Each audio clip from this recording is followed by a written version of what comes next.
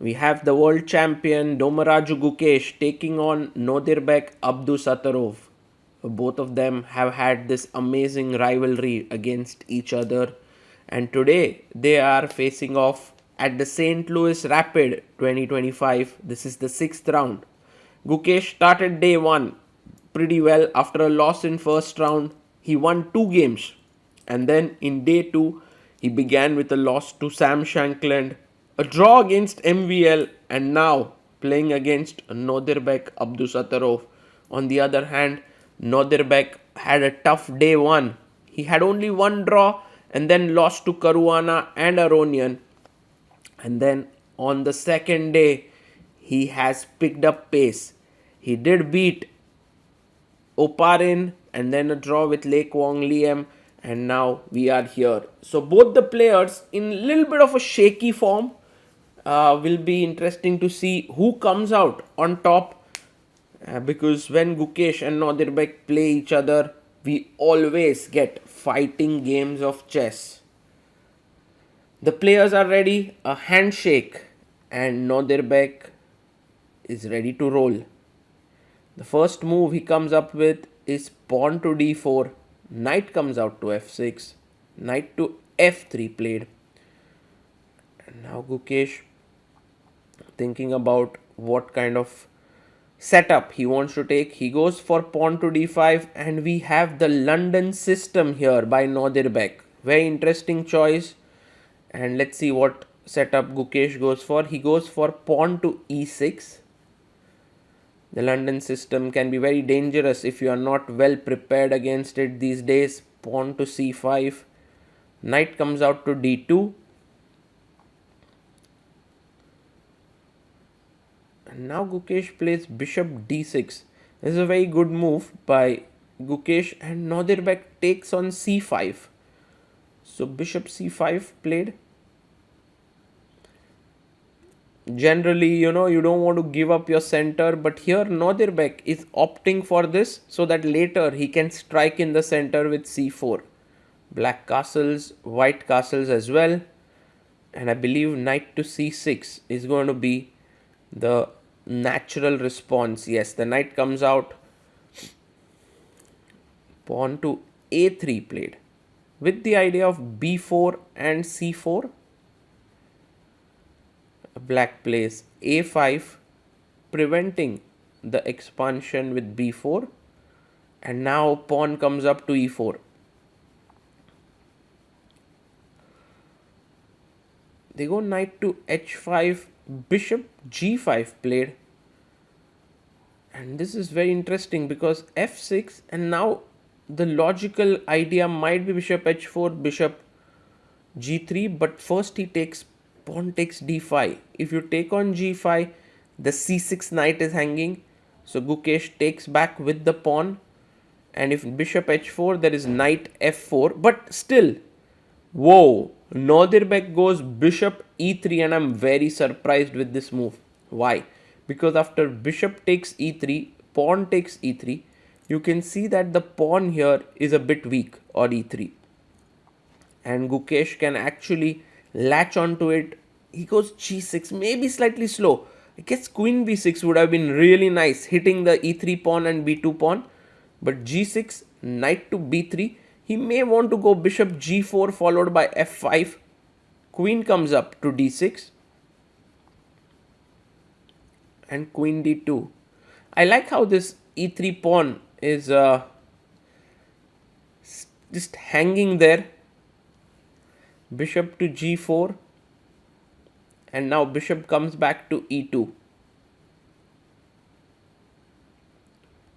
A pawn to a4, and he jumps in with the knight. So suddenly you can see that Nodirbek's knight is very well placed. If you ever take, he will take back with the pawn, improving his structure, rook a d1. So it's quite possible that he studied this f takes e3 setup. Knight comes here to g7. And now c4 played here by Gukesh. By Nodirbek. He's playing c4, king h8 by Gukesh. And you want to think about taking here. If c takes d5, there is queen takes d5, I believe. And so Nodirbek jumps in with his knight to b5. It's getting a bit sharp here now. Queen c5, logical move. Comes to here and pawn takes pawn and knight comes to f5 because this pawn was already hanging, but knight f5 now attacks the pawn on e3. Queen c3 is the best move here. If you play queen c3, guess you have to pretty much trade queens after rook takes d5, but instead he goes knight d4, bishop takes e2, queen e2, and Gukesh takes the pawn now. He's won back the pawn. If knight takes f5, he has rook takes f5. The position is quite simplified, but one must feel that white could be in some trouble because of the e3 pawn weakness, but the knights are so active. Queen f2 played, and now Gukesh goes rook e5. He's piling up the pressure on the e3 pawn. He wants to get his other rook as well. And Nodirbek has to go a little bit defensive with rook d e1. King comes to g8. A useful move to make, just so that later on there are no checks with when the knight moves with queen f6 stuff. He comes back, knight to c3.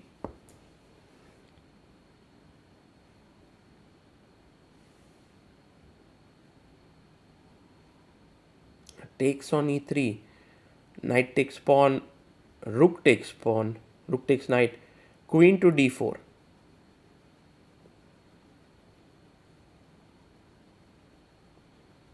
And rook takes rook, takes here.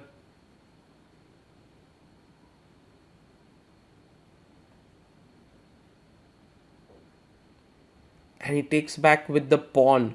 So now the queen, it was pinned here, so that's why you couldn't take the rook. Queen takes queen has happened. Knight takes. If the knight moves away, knight e2 check followed by rook f1 would be game over. So here Nodirbek chops off. King takes, knight a4. Now the pawns are even, but somehow black king is moving in. Not so sure who's better here. Knight endgames can be super tricky. King d6, Gukesh planning to come in here with king d5, king c4, king b3.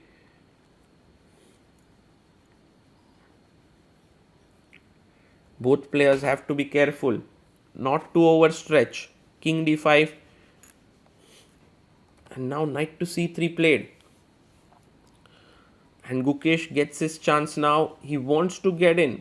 King to c4 played, king e4. And you can go to b3, but he first defends the pawn on e5. And g4 by Nodirbek. Gaining space on the king side, but king b3 trying to attack here. Seems like the good way to go. Yes, king b3 here. And now knight to b5. King takes b2. Takes it. Where will the knight go? He goes g5, clamping down the structure. King b3, h4 played.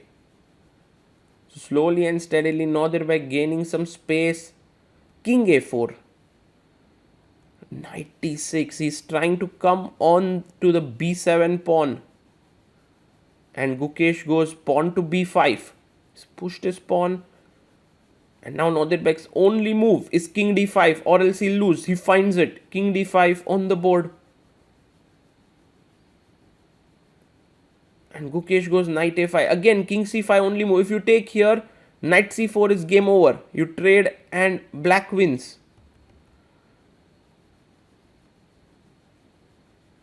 King c5 found it. It's amazing how accurate both these players have been. If you look at the bar, it has hardly shifted from the center of the board. That's because these two are the best players in the world. Knight d2. And once again king c5 found. That was an important move again. If you took here again, knight c4 was winning. So king c5, pawn to e4, pushing forward. Is Gukesh going to win this? No, says Nodirbek. I take your pawn. Very important pawn, pushing e3 now. Trying to queen e2, e1. I think you have to play knight c3. Plays it. And king takes a3. It takes the pawn. King d4.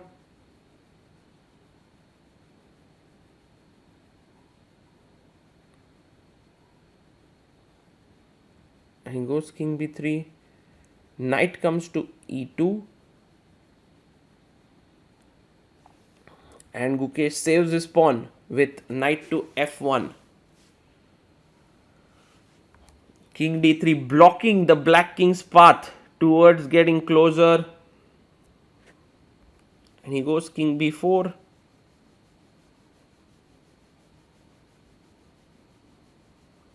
And knight jumps to f4. And king comes back. h5 played. Takes on h5, knight h5. And now the check and taking of this pawn seems very, very logical. Nodirbek gives a check. Gukesh coming in. Both the players know that this game is going to end in a draw. Takes on h7, king f5. He comes king e2. Very interesting to see how symmetrical the position is. King h7, king comes up. And he takes the pawn. And it's a draw. What a well fought game by both the players. Nodirbek's concept of this bishop e3 and fe3 is absolutely very, very insane. I've not seen this happen very often. It reminded me of a very classic game which you should have a look here. So this is the game between Botvinnik and Boleslavsky.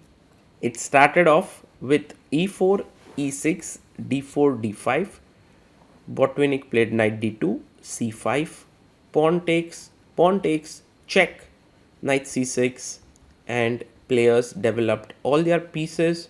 D takes c5, bishop takes c5, knight b3, and here you can see what Botvinnik did.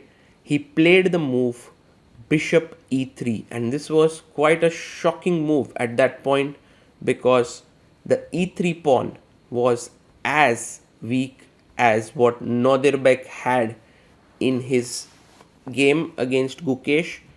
But you can see how black completely took control of the dark squares in this game and then went on to win. Maybe Nodirbek was inspired by a classic game like this, where in such a position Botvinnik played his bishop to e3 and took a weak pawn on e3.